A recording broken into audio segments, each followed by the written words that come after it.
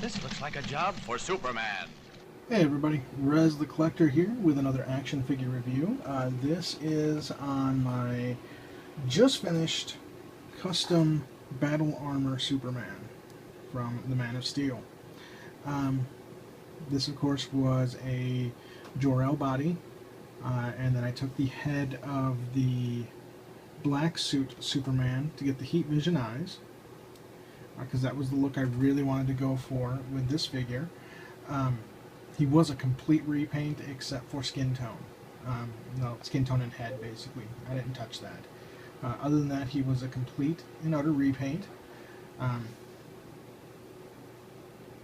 took some liberties, of course, because I've made up my own backstory for this suit. You can see here that I've used a deep black wash on the armor. The boots especially, and those pauldrons especially, but everywhere in the armor did get a black wash, because I wanted the armor to look old and worn and well used. And my backstory for this is this, because it also explains the colored suit in the probe ship, the colony ship. So here's my story for the suit. It's that the ship that he found was a ship of explorers, and this was a different time in Krypton. Everybody was a little brighter, a little flashier. When we see Krypton in the future, or the present, I should say, everybody's wearing browns and blacks, and all the colors are very drab. There's not a whole lot of color. So why would you have that blue, gold, and red suit sitting on the ship that Jor-el gives to him? And my theory is this: is that these are the colors of the House of El: the blue, the red, and the yellow, or gold. And that at one time in the past, when this colony ship was out, and there was obviously, a member of the House of El, if you read the little prequel comic, on board, these were the colors. So this suit would have been on board, and it would have been used by his ancestors, and that's why we've got the wear and tear on it, and that's why even his regular suit that he got in the movie had those kind of dirty edges around the S, because it wasn't a totally clean suit. It had some darker shading in it. Not necessarily dirt, but darker shading. And I'm going to say, basically, for this, the little storyline I'm giving this guy, that he is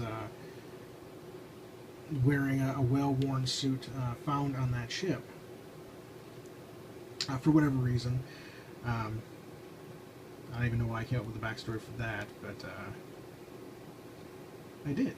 Because that was the reasoning I chose the colors I did, is because I thought of this logical little backstory in my head, because I wanted to do a darker blue, and of course get the red in there, and then color that S in when I decided to do the custom. So there's my backstory for it. Let's take a look at the figure itself. Like I said, he was a complete repaint. I had at first thought about doing a little intricate lining in the S, but I'm just not that good, so I didn't do it. Everything was repainted. Of course, the armor, I had originally had the boots silver, and then I thought, no, I'm not going to have a whole lot of red on this, because at that point I was thinking, and I'm still thinking, I was debating, but I'm going no cape on this guy. And there wasn't going to be a whole lot of red other than really the pauldrons and the S, so I really needed to even that out, because just the pauldrons and the S, that was too red heavy on the top, and then all the silver on the bottom. So I decided to do the armored boots.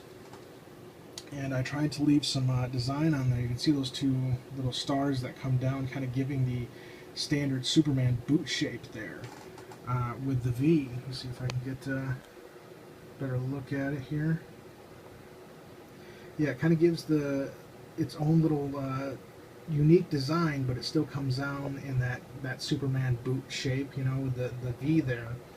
So I really liked that, how that came out.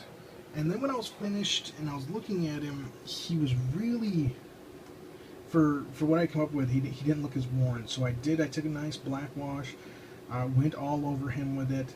The only tear areas I didn't really touch much with the black wash was the S, and the belt buckle I was just having all kinds of issues with. It just was, that yellow belt buckle there was just not coming out right, so that is still bright, unfortunately. But he retains all of his articulation. A better look here at the paint job.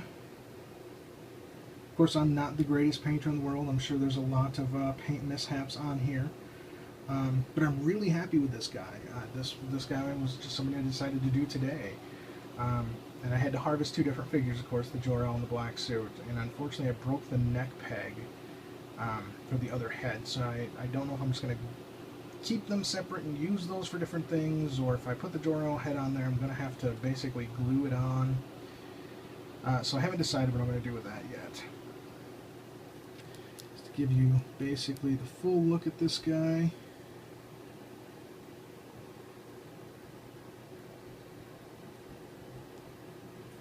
I went a little too heavy with the black wash on the boots, honestly.